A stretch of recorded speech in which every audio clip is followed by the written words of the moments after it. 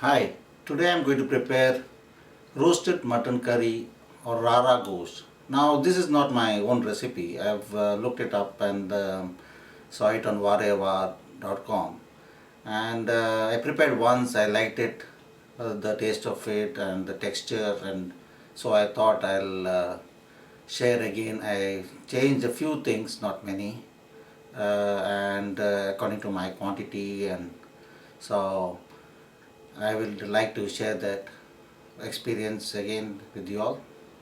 Thank you. For this I'm going to use about 1 kilo of mutton or lamb. You can use lamb or mutton, and then this is about 300 grams of minced lamb, and this is 3 onions to be sliced. This is for the garam masala. Now we have 6 cloves, about 8 cardamom pods, about 1 teaspoon of black cumin seed or shajira, 2 mace, 1 piece of nutmeg, and this is cinnamon sticks, about 4 cinnamon sticks. This is to be dry roasted, and where we have 6 tablespoons of yogurt. Now I have drained it to take off the excess water, and then I'll slightly beat it up before putting it into the curry. Now 5 big tomatoes to be chopped fine. Now this is 2 tablespoons of ginger garlic paste, oil about 6 to 8 tablespoons. Now coriander powder, you have about 2 tablespoons of coriander powder, 1 teaspoon of Kashmiri chili powder. Now mint, a bunch of mint chopped, and a bunch of coriander leaves chopped. We also put salt, and now I have heated up the pan and I'll dry roast it, and then I will blend it into fine powder.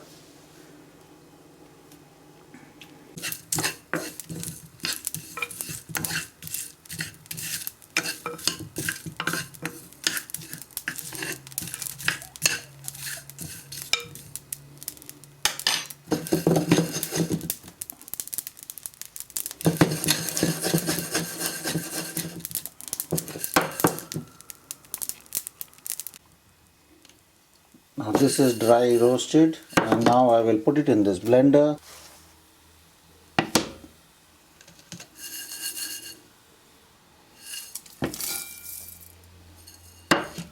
Meantime, I placed a white pan, and I will put this oil in.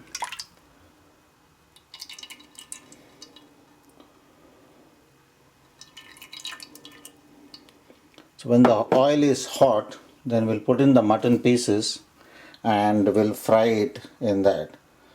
Now be careful not to overcrowd the mutton pieces. So if you want to make it in 2 batches, you can do so. The idea is to roast the mutton pieces and to seal it. So it should be on a high flame.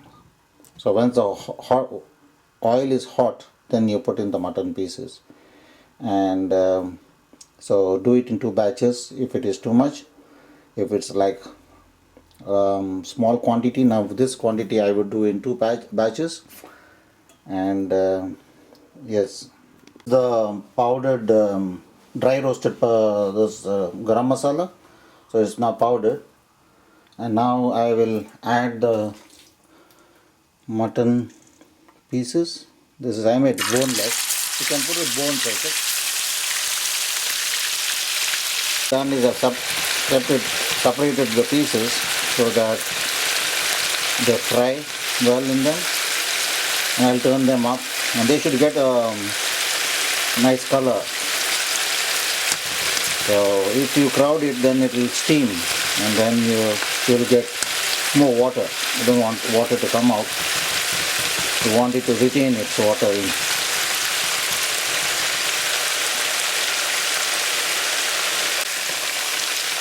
I've turned the mutton.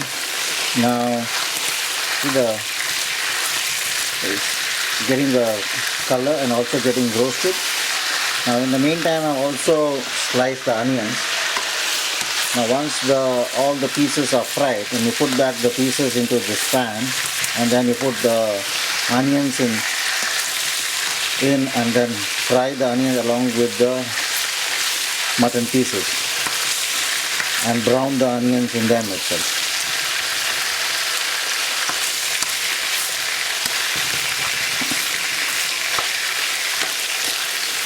At that time when you put the onions in, you can put salt so that the onion can brown faster.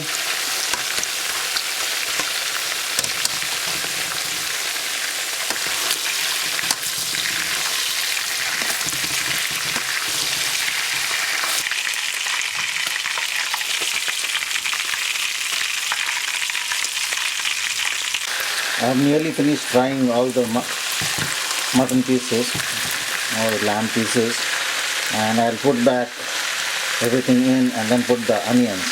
So you have the sliced onions, the tomatoes, the big tomatoes I've reduced it from 5 to 4. So, and yogurt I've beaten it up after the water has drained the water out. So I'll put back the lamb pieces and then the onion.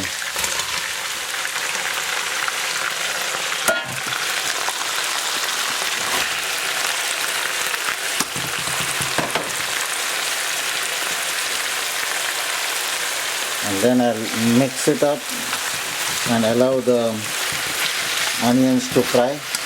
Put little salt.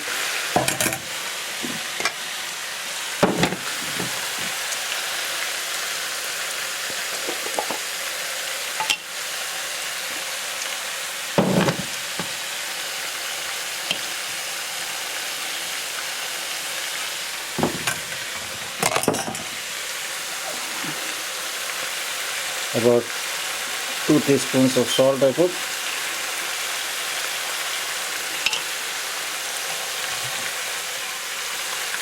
And mix it up.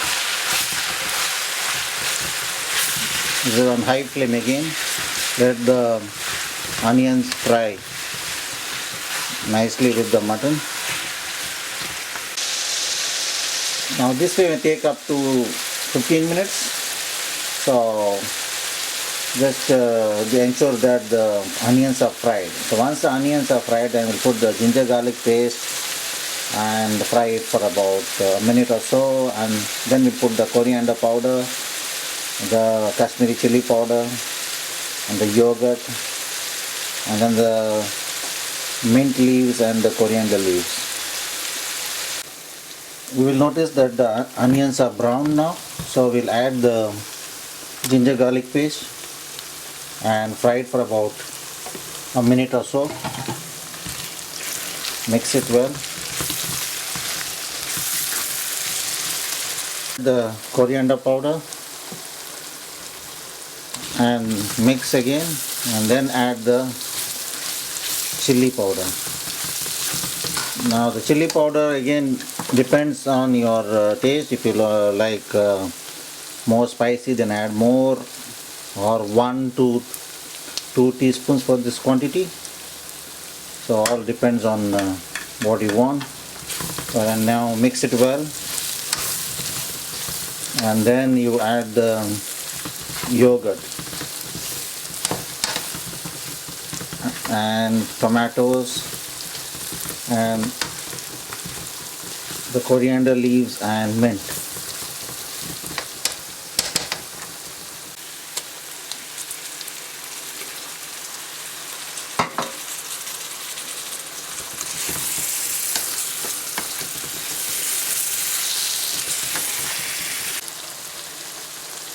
Now add the mint,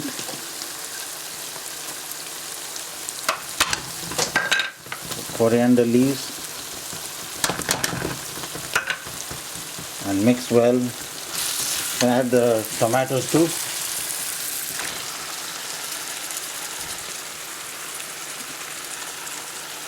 Mix it well and then keep it on slow fire for about 45 minutes.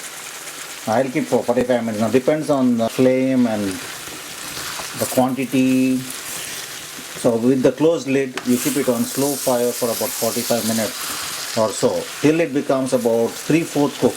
And that time we'll add the mince and the garam masala powder at that stage. Mix it well and close it with a lid and keep it for about 45 minutes. If it dries up, the liquid dries up, then you can now put a clove here to close this, the steam coming out. Now if it dries up, then you can add it to water and allow it to cook for 3/4 cook, and then you will add the mince and the garam masala powder, the washed mince and the garam masala powder. This is after half an hour, and the gravy is drying up, so I'll add some water, 1 cup water, and keep it for another 15 minutes. The meat is yet to be, not yet cooked, halfway through.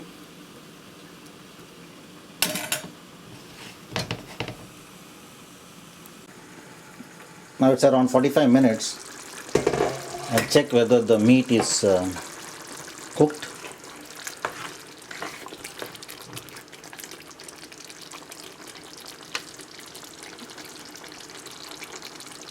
It is nearly done. So we will put in the mince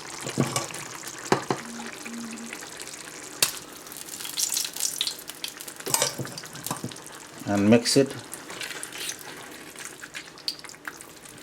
Then again keep for about 20 minutes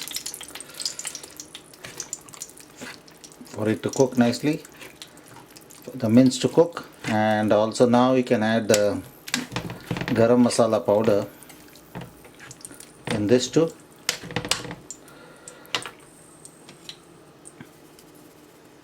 The one which we ground, the roasted and ground. Mix it well again and close the lid for another, like I said, 20 minutes. After 20 minutes, now we will check whether the mince is cooked. It looks like it is cooked. It doesn't take long for the mince to cook. I will check for the salt.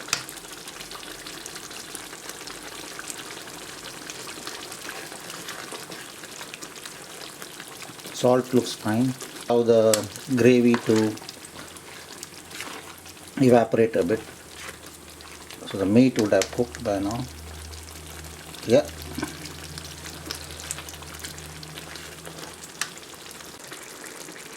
Yeah. Now we can put off the flame and can serve it hot. Mix it a bit.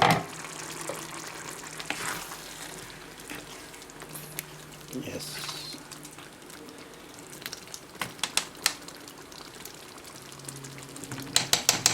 Keep it for about 5 minutes maybe. That's it. Roasted mutton curry or Rara Gosht.